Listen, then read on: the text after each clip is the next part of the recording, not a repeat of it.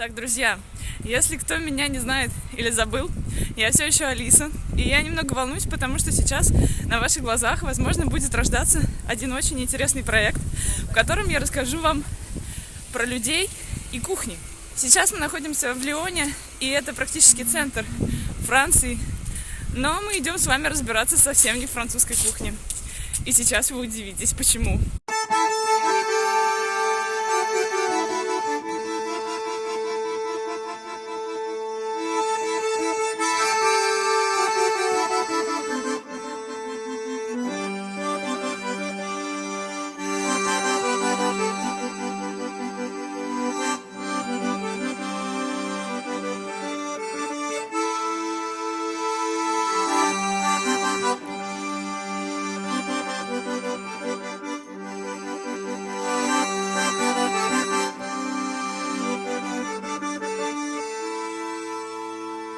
Летом 2019 года мне удалось побывать в Грузии, невероятно колоритной, гостеприимной и вкусной стране, которая открыла для меня новую, свою ни с чем не сравнимую кухню. Ракацители, пхали, лобио, мацони, сациви. После посещения Грузии все эти слова перестали сливаться в непонятных для меня звуках и начали обретать хоть какие-то очертания. А по одним из самых известных и самых для меня лично любимых, хачапури по-аджарски и хинкали, я стала скучать, как только мой самолет вылетел из Тбилиси. Теперь я везде ищу рестораны с грузинской кухней. И, конечно, я не могла не найти такой в гастрономическом Лионе.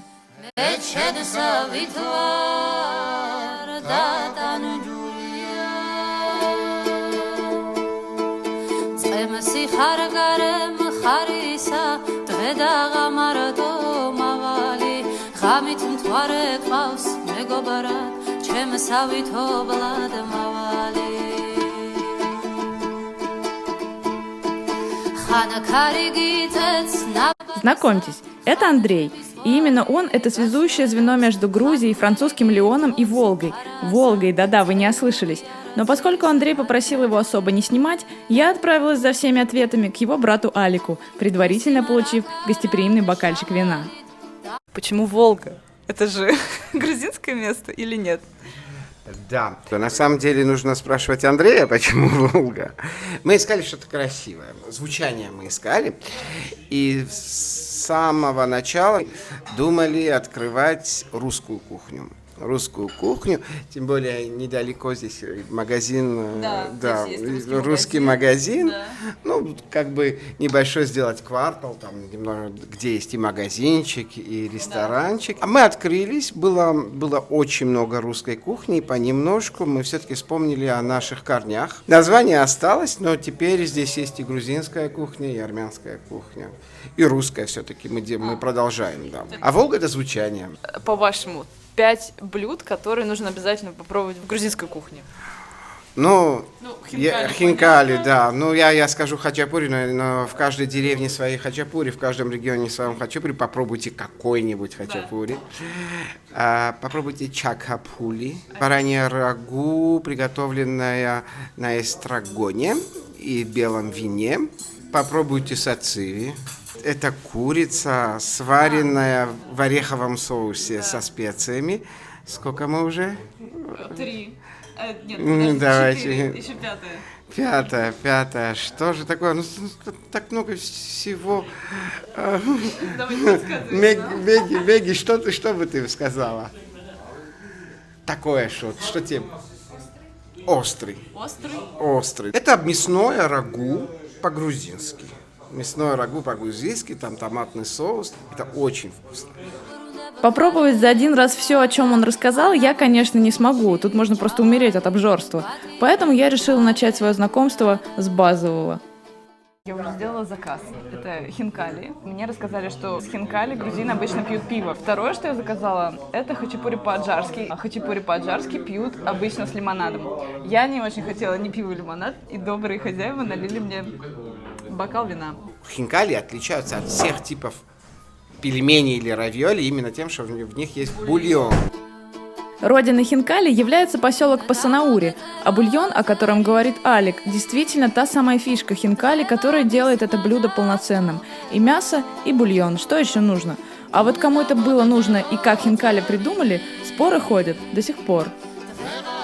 Я читала, что хинкали придумали во время войны с Персией. И нужно было какое-то хорошее блюдо, полноценное, которое могло накормить, собственно, всех солдат. Я слышал другую версию. Я слышал, что на Кавказе именно в свое время, ну, потому что там очень много баранов, да, овец, то есть пастухи, как бы, чтобы разнообразить свою кухню, рубили мясо, делали тесто, потому что они уходили в горы со своей мукой и на костре варили хинкали, чтобы как-то разнообразить кухню.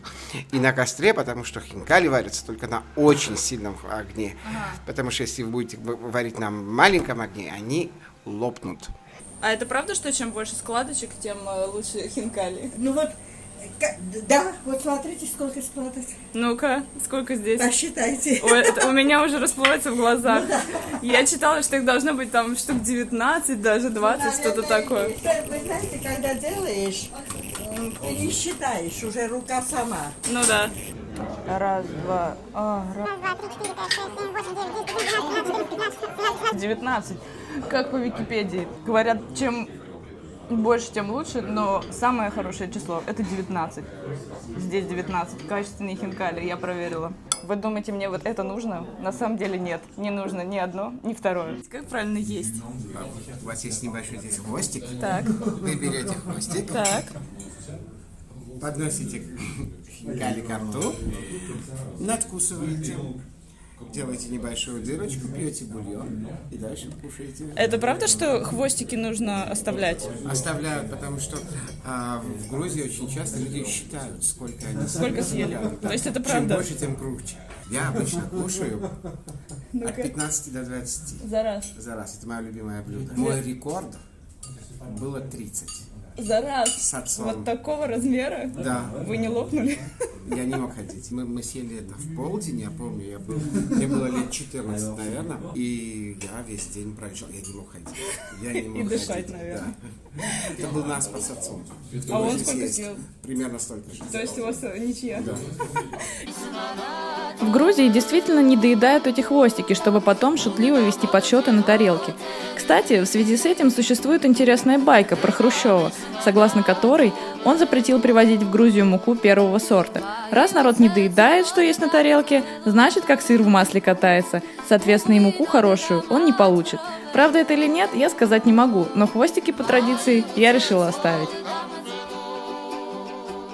Нужно сразу варить хинкали, иначе они потекут. Например, пельмешки можно налепить, и они все-таки будут стать, они будут течь. А хинкали настолько жидкий фарш, что нужно сразу или варить, или в холод. А сколько их варить? Минут 6-8. На самом деле мы всегда проверяем, это у нас теперь на глаз. Даже по цвету, когда вы очень часто варите, вы по цвету теста видите, они готовы или нет. Говорят, что хачапури по-аджарски это единственный хачапури, который как отдельное блюдо подается. Остальные это вроде Да. типа как хлеб. Да, потому что все-таки это сытно. Ну, очень тонкое тесто, воздушное тесто. И это там все-таки яйца, потом кусочек масла мы ставим. Ну, аджарские у нас вкусные. Фишка же в том, что там эмеретинский сыр, а здесь же, наверное, вы его не можете достать. Как вы это заменяете, в общем, секретик ваш какой? Мы покупаем армянский сыр, так, лори. Он больше похож, хотя другой вкус, но вот представим брынзу, ну вот что-то похожее на брынзу. Сулгуни мы заменяем моцареллой. Хитро. Да, да. Лайфхак. Плюс там немного иманталя, потому что если вы положите моцареллу и брынзу, и не положите эманталь, сыр рассыпется. Он будет какой-то суховатый, а эманталь, он как бы все смешивает и поддерживает. Ну и там еще какой-то сыр иногда они добавляют. Секретный. Всегда, да, немного. Мы не узнаем, в общем, понятно. Я прочитала очень много историй. Одна из них гласит, что это придумали народы Колхиды. Это древнее государство, которое существовало на территории современной западной части Грузии. И якобы рыбаки этого государства придумали такое блюдо в форме лодочки с яйцом. Яйцо символизирует, конечно же, солнце, что, в принципе, имеет место быть. Вторая легенда, которую я прочитала, что, это не легенда, это факт, что часть Грузии, которая сейчас является современным Батуми и Западом и всем побережьем Черного моря, она была какое-то время под Османской империей, и говорят, что в Грузию это блюдо могли завести турки. Еще одна легенда гласит, что это блюдо очень похоже на пинерли, это греческая, очень похожая еда. Некоторые считают, что в Грузию это завезли греки. В общем, я не знаю точно ответа на этот вопрос, но это очень вкусно. На самом деле, вилочкой вы помешаете все, что здесь есть, то есть сыр, яйцо и немножко масла. Рукой вы начинаете понемножку отламывать кусочки и понемножку рукой макать в сыр и кушать.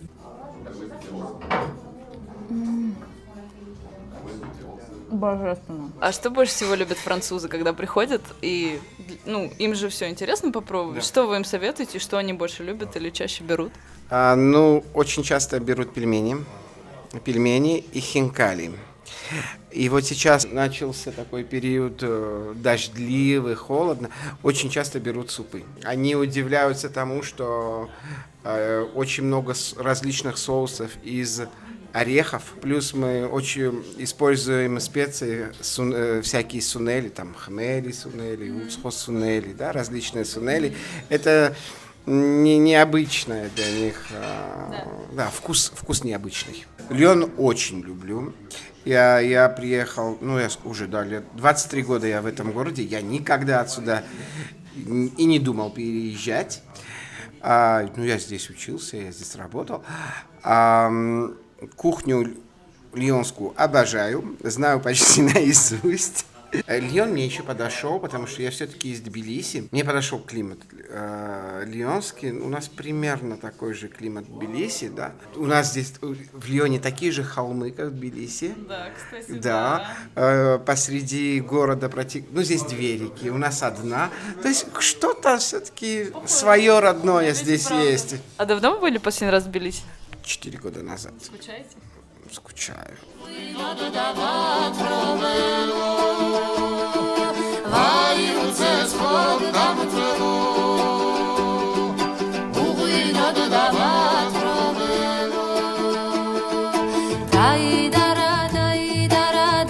Ну вот и все на сегодня.